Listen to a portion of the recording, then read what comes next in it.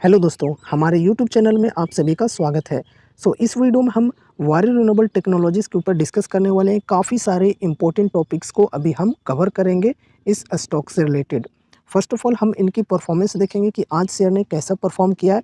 उसके बाद हम ये भी डिस्कस करेंगे कि as a long term investor अभी यहाँ पर फ्रेश बाइंग के लिए अच्छी अपॉर्चुनिटी मिल रही है या नहीं। क्या अभी यहाँ पर बाइंग करना एक मौका है या फिर धोखा है। अब यहाँ पर अगर हम कल की बात करें तो क्या शेयर के अंदर कल से हमें रिकवरी देखने को मिल सकती है इलेक्शन की जो रिजल्ट है उसकी वजह से, या फिर ये जो गिरावट स्टार्ट हुई है क्या आगे भी बरकरार रह सकती है। और अगर गिरावट बरकरार रहती है तो यहाँ पर सपोर्ट के लेवल कौन कौन से होंगे और ऐसी स्थिति में हमें करना क्या चाहिए, बाई करना है, होल्ड करना है, सेल करना है, सभी चीज़ों को अभी हम डिस्कस करेंगे डिटेल्स में। तो वीडियो के साथ एंड तक बने रहना। चलो आज की परफॉर्मेंस हम फर्स्ट ऑफ ऑल देखेंगे। तो आज भी शेयर के अंदर लोअर सर्किट लगी है -5% की। यहाँ पर अगर हम प्राइस देखें तो 119 रुपये की यहाँ पर गिरावट देखने को मिली है और अभी प्राइस पहुँच चुकी है 2267 के लेवल पर। यहाँ पर जो ये रेजिस्टेंस है 2427 की, इसको टच की है और रेजिस्टेंस के ऊपर भी गई थी थोड़ी सी, लेकिन यहाँ से प्रॉफिट बुकिंग चालू हो गई है और अभी देख सकते हो यहाँ पर काफ़ी ज़्यादा गिर चुकी है अभी रेजिस्टेंस के लेवल से। तो यहाँ पर और भी नीचे गिरावट आ सकती है या नहीं, ये हम आगे डिस्कस करेंगे, ठीक है। यहाँ पर अगर हम आज के वॉल्यूम की बात करें तो यहाँ पर 3 लाख के अप्रोक्स आज वॉल्यूम रही है। कल से यहाँ पर वॉल्यूम देखें तो थोड़ी सी ज़्यादा ही देखने को मिली है, मतलब थोड़ा सा बायर्स भी यहाँ पर इंटरेस्टेड थे आज के दिन। यहाँ पर एक बहुत ही इम्पोर्टेंट बात ये भी ध्यान में आपको रखनी है कि ये जो स्टॉक है ये अभी जा चुकी है लॉन्ग टर्म एएसएम स्टेज 4 के अंदर। देखो कुछ दिनों पहले यहाँ पर हमने देखा था कि ये लॉन्ग टर्म एएसएम स्टेज 4 से घटकर स्टेज 3 के अंदर आ गई थी, लेकिन अभी यहाँ पर हम क्या देख पा रहे हैं कि यहाँ पर फिर से ये स्टेज 4 के अंदर चली गई है। तो यहाँ पर ये एक नेगेटिव पॉइंट हम मानकर चल सकते हैं कि स्टॉक के अंदर ये एक रेस्ट्रिक्शन आ गई है, फिर से स्टेज 3 में गई थी तो एक पॉजिटिव न्यूज़ थी, लेकिन वापस से ये स्टेज 4 में चली गई है। तो बेसिकली यहाँ पर ये एक रेस्ट्रिक्शन बढ़ गई है, घटने के जगह पर ये और बढ़ते हुए हमें देखने को मिल रही है। तो ये एक नेगेटिव पॉइंट बन गई है स्टॉक के अंदर। अगर हम अभी के प्राइस के अंदर वैल्यूएशन देखें तो यहाँ पर स्टॉक पी की बात करें तो 160 की पी है, इंडस्ट्री पी है 36 की। तो देखा जाए तो वैल्यूएशन अभी भी काफ़ी एक्सपेंसिव है। हालाँकि 52 वीक हाई के लेवल से काफ़ी ज़्यादा करेक्ट हो चुकी है, लेकिन फिर भी वैल्यूएशन काफ़ी ज़्यादा हाई है। पेग रेशियो की बात करें तो पेग रेशियो के अनुसार भी देखें तो यहाँ पर अभी भी स्टॉक ओवर वैल्यूड देखने को मिल रहा है। बाकी चीज़ें तो यहाँ पर ठीक-ठाक हैं, आरओसी एंड आरओई दोनों चीज़ें यहाँ पर ठीक हैं। मार्केट कैप की बात करें तो 23,618 करोड़ की मार्केट कैप है। करेंट प्राइस 2268 की है। फिर यहाँ पर डेब्ट टू इक्विटी भी काफ़ी कम है, डेब्ट काफ़ी कम है। प्रोमोटर्स होल्डिंग 74.5% की है, काफ़ी बेहतरीन बात है। और उससे भी बेहतरीन बात यह है कि कुछ भी होल्डिंग प्लेस्ड नहीं है प्रमोटर्स की। ईपीएस है 14.2 रुपये की, बुक वैल्यू है 22.3 रुपये के। 52 वीक हाई एंड लो की बात करें तो 3038 का हाई है और 193 का लो है। डिविडेंड यील्ड 0.01% की है और फिर यहाँ पर फेस वैल्यू 2 रुपये की, फ्री कैश फ्लो 116 करोड़ की है। देखा जाए तो फंडामेंटल्स ठीक है, लेकिन वैल्यूएशन अभी भी काफ़ी एक्सपेंसिव यहाँ पर हमें देखने को मिल रही है, ठीक है। बाकी कंपनी की profit growth and sales growth की बात करें तो वो ज़बरदस्त है, बहुत ही बेहतरीन तरीके से बढ़ रही है। तो हर एक वीडियो में वो चीज़ डिस्कस करना मेरे ख्याल से ठीक नहीं होगा, क्योंकि आप लोग भी बोर हो जाते हो। तो यहाँ पर अगर हम प्राइस के अंदर अब बात करें कि क्या स्थिति यहाँ पर बन रही है, अभी यहाँ पर हम बाइंग करें या ना करें। फर्स्ट ऑफ ऑल वैल्यूएशन के अनुसार देखें तो वैल्यूएशन काफ़ी हाई है, तो यहाँ पर बाइंग करना ठीक नहीं होगा। अगर यहाँ पर किसी ने ऑलरेडी बाइंग कर रखा है तो ओवरऑल अभी अच्छे प्रॉफिट में होंगे, लेकिन लॉन्ग टर्म का विजन है तो घबराने की ज़रूरत नहीं है, आगे भी होल्ड करके रख सकते हैं। अगर आपका विजन 2 साल, 5 साल, 7 साल, 8 साल इस प्रकार का है तो। अगर शॉर्ट टर्म का विजन है तो आई थिंक आप लोगों ने ऑलरेडी यहाँ पर एग्जिट कर दिया होगा इस प्राइस रेंज पर, जो कि हमने पहले भी डिस्कस किया था कि जो लोग यहाँ पर इन्वेस्ट करेंगे शॉर्ट टर्म के लिए वो यहाँ पर सेल करेंगे। तो यहाँ पर सेल किए भी होंगे कुछ लोगों ने, जैसा कि यहाँ पर आप लोग देख सकते हो। ये जो रेजिस्टेंस का लेवल है, यहाँ से सपोर्ट के लेवल से अगर हम देखें तो लगभग 40% का यहाँ पर प्रॉफिट बन जाता है, ठीक है। तो हो सकता है कि काफ़ी लोगों ने यहाँ पर प्रॉफिट बुकिंग किए होंगे और उसकी वजह से भी यहाँ पर गिरावट हमें देखने को मिल रही है शेयर के अंदर। वैसे जो मेन रीज़न है वो तो यहाँ पर है इलेक्शन की रिज़ल्ट, ठीक है, जो कि हमें बार-बार डिस्कस करने की ज़रूरत नहीं है। आप लोगों को पता होगा ही कि एग्ज़िट पोल की जो मतलब एक्सपेक्टेशन थी उसको मिस किया है, जो फाइनल रिज़ल्ट है उसने, ठीक है? जिसमें देखो बोली जा रही थी कि मतलब बीजेपी की जो सीट आएँगी वो काफ़ी ज़्यादा आएँगी, अप्रॉक्स 400 की सीट आ सकती है एनडीए की बात करें तो। लेकिन यहाँ पर 300 तक ही सिमट कर रह गई, 300 से भी नीचे आई है। इस वजह से सेलिंग प्रेशर हमें कल के दिन काफ़ी ज़्यादा देखने को मिली थी। एफआईआईज़ की बात करें तो लगभग साढ़े 12,000 करोड़ की बिकवाली किए थे एफआईआईज़ ने। डीआईआईज़ की बात करें तो लगभग 3,500 करोड़ की बिकवाली किए थे। तो काफ़ी ज़्यादा कल के दिन सेलिंग प्रेशर देखने को मिली थी। आज थोड़ी-सी रिकवरी हुई है क्योंकि ओवरऑल हमने देखा कि एनडीए की विनिंग हो रही है, ठीक है? तो इस वजह से थोड़ी-सी रिकवरी हमें बाज़ार के अंदर देखने को मिली है। लेकिन ये स्टॉक की बात करें तो इसके अंदर ये सेलिंग प्रेशर बनी हुई ही है लगातार।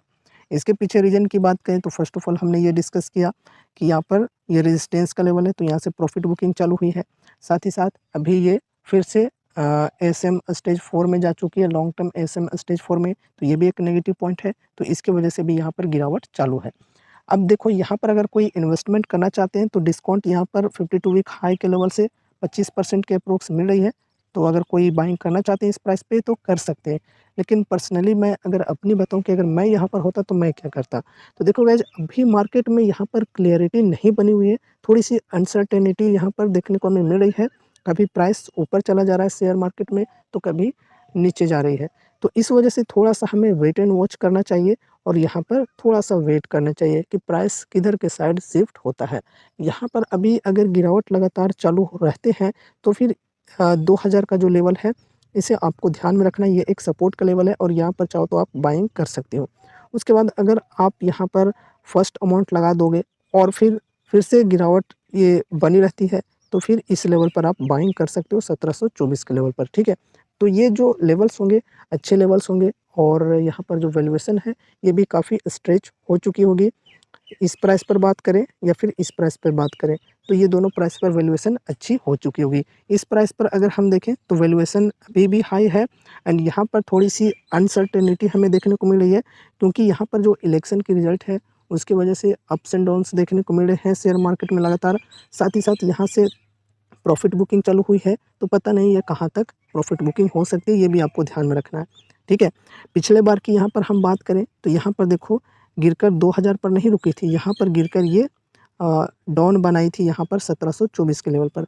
तो इस हिसाब से अगर आप देखना चाहो, तो आप डायरेक्टली यहाँ पर वेट कर सकते हो 1724 के लेवल आने की, तब यहाँ पर आप इन्वेस्ट कर सकते हो। इस प्रकार से भी आप सोचकर चल सकते हो। अगर आपको लग रहा है कि इस प्राइस पर नहीं आएगी, तब यहाँ पर आप 2000 के लेवल पर बाइंग कर सकते हो जिसमें कम अमाउंट लगाना एंड सेकंड अमाउंट यहाँ पर इस लेवल पर लगाना अगर और भी नीचे गिरकर आती है तो। लेकिन हाँ, ध्यान में रखना कि बल्क में बाइंग बिल्कुल भी नहीं करनी है और ज़रूरत से ज़्यादा आपको वेटेज नहीं देनी है। लिमिटेड अमाउंट के साथ ही यहाँ पर आपको इन्वेस्ट करना है। अपने पोर्टफोलियो को डाइवर्सिफ़ाई करके भी रखना है, मैं आपको हर वीडियोज़ में बताया करता हूँ, ठीक है? तो इस प्रकार से हमारी रणनीति होनी चाहिए इस स्टॉक के अंदर। बाकी यहाँ पर अगर हम देखें कि कल के दिन कैसी मूवमेंट आ सकती है शेयर के अंदर, तो यहाँ पर देखो उसके लिए डिपेंड करता है यहाँ पर इलेक्शन, ठीक है? तो इलेक्शन में रिज़ल्ट आई कि एनडीए गवर्नमेंट की विनिंग हो गई है, ठीक है? लेकिन यहाँ पर ये एक नेगेटिव पॉइंट है कि यहाँ पर जो सीट्स आए हैं वो कुछ ख़ास नहीं आए हैं, मतलब कुछ ज़्यादा गैप नहीं है। एनडीए की बात करें तो 292 आई है और इंडिया की बात करें तो उसमें 233 आई है, तो कुछ ज़्यादा डिफरेंस देखने को नहीं मिल रही है। अब यहाँ पर देखो इसमें एक नायडू जी हैं, एनडीए के अंदर नायडू जी हैं और एक नीतीश कुमार हैं। तो इन दोनों के अंदर ये एक न्यूज़ चल रही है कि ये लोग अगर एनडीए से अ, इंडी के अंदर शिफ्ट हो जाते हैं, मतलब इंडिया जो अलायंस है इसके अंदर अगर नायडू और नीतीश कुमार शिफ्ट हो जाते हैं तो फिर मतलब एनडीए की पावर छीनी जा सकती है और इंडिया की सरकार बन सकती है, ठीक है? तो इन दोनों के ऊपर खेला डिपेंड करता है नीतीश कुमार और नायडू जी के ऊपर और उसके लिए यहाँ पर आज के दिन ही मीटिंग हो रही है एनडीए की। तो मीटिंग के बाद यहाँ पर आउटकम जो भी निकलेगा उस हिसाब से हमें कल के दिन शेयर मार्केट के अंदर मूवमेंट देखने को मिलेगी। अगर मीटिंग का जो आउटकम है वो पॉजिटिव निकल कर आता है, मतलब कहने का मतलब है कि अगर नीतीश कुमार और नायडू जी हैं वो एनडीए के साथ चलते हैं तो फिर यहाँ पर इसे लोग पॉजिटिवली ले सकते हैं और शेयर के अंदर कल तेज़ी देखने को मिल सकती है। पूरे शेयर बाज़ार के अंदर तेज़ी कल भी देखने को मिल सकती है। वैसे आज भी रिकवरी आई है और यही अगर हम नेगेटिवली तौर पे देखें कि अगर यहाँ पर ये जो नायडू और नीतीश कुमार जी हैं, ये इंडिया की ओर शिफ्ट हो जाते हैं और इंडिया के हाथ में पावर चली जाती है, तो फिर यहाँ पर शेयर मार्केट में गिरावट आ सकती है। लेकिन ऐसा आप लोग बिल्कुल भी मत सोचना कि अगर मोदी जी के हाथ में पावर नहीं रहती है, बीजेपी गवर्नमेंट को पावर नहीं मिलती है, तो फिर पूरा शेयर मार्केट तबाह हो जाएगा, सारे कंपनीज़ बर्बाद हो जाएँगे, ऐसा बिल्कुल भी नहीं सोचना है, ठीक है? देखो, थोड़ी-सी यहाँ पर गिरावट आ सकती है लेकिन वो टेम्परेरी बेसिस पे होगी और रिकवरी बाद में हो सकती है। क्योंकि ऐसा नहीं है कि कोई न्यू गवर्नमेंट आएगी तो वो बिल्कुल भी ध्यान नहीं देगी। ऐसा होता है कि यहाँ पर थोड़ा-सा मार्केट को विश्वास उठ जाता है। पहले जिस सरकार ने अच्छी तरह से अलग-अलग सेक्टर्स के ऊपर ध्यान दिया है, न्यू जो सरकार आएगी, न्यू जो गवर्नमेंट आएगी, वो उस प्रकार से ध्यान ना दे, इस वजह से गिरावट आती है, ठीक है? लेकिन फिर से रिकवरी आ सकती है क्योंकि ये जो सेक्टर है, ये फ्यूचर का सेक्टर है। तो आगे ये ग्रो कर सकती है कंपनी, कंपनी जो है वो अपने हिसाब से काम करते रहेगी, ठीक है? भले ही थोड़ी-सी यहाँ पर जो तेज़ी है, वो अभी जिस प्रकार से बढ़िया तेज़ी देखने को मिल रही है, उस प्रकार से आगे ना रहे, धीमी हो जाए थोड़ी-सी इनकी रफ़्तार, लेकिन ओवरऑल देखा जाए तो लॉन्ग टर्म में यहाँ पर तेज़ी रहेगी ही रहेगी, ठीक है? रफ़्तार थोड़ी-सी कम हो जाएगी, लेकिन ओवरऑल लॉन्ग टर्म में ऊपर ही जाएगी। ये चीज़ें आपको ध्यान में रखनी है, ठीक है? तो कल के लिए ये चीज़ों को आपको ध्यान में रखना है। एनडीए में जो नेता लोग हैं, जो हमारे नायडू जी एंड नीतीश कुमार जी, उनके ऊपर डिपेंड करता है और उनके हिसाब से जो भी एनडीए की मीटिंग का आउटकम निकल कर आता है, वैसे चांसेस तो काफ़ी ज़्यादा है कि ये लोग एनडीए के साथ ही रहेंगे। तो फिर कल के दिन हमें शेयर मार्केट के अंदर तेज़ी देखने को मिल सकती है, उस हिसाब से देखा जाए तो, ठीक है? सो यहाँ पर हमने अभी वारी रिन्यूएबल टेक्नोलॉजीज़ स्टॉक के ऊपर काफ़ी सारी चीज़ों को डिस्कस किया है। उम्मीद है कि इस वीडियो के माध्यम से आपको कुछ यूज़फुल इन्फॉर्मेशंस मिले होंगे। तो इस वीडियो को लाइक करके चैनल को सब्सक्राइब कर लेना और अगर आपके मन में अभी भी कोई क्वेश्चन है, कोई डाउट्स हैं, तो कमेंट के माध्यम से आप हमसे पूछ सकते हो। और मिलते हैं अगले नए वीडियोज़ के साथ, तब तक के लिए बाय बाय।